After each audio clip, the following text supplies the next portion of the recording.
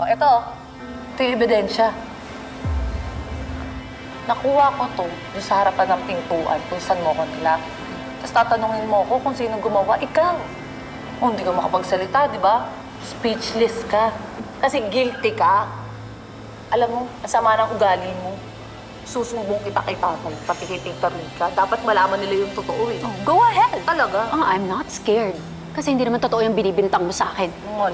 Alam mo, napakasama mo talaga! Bitawan mo nga ako! Hindi! Sabi ng bitawan mo ako, Hindi kita bibitaw. Ayaw mo bitawan, ha?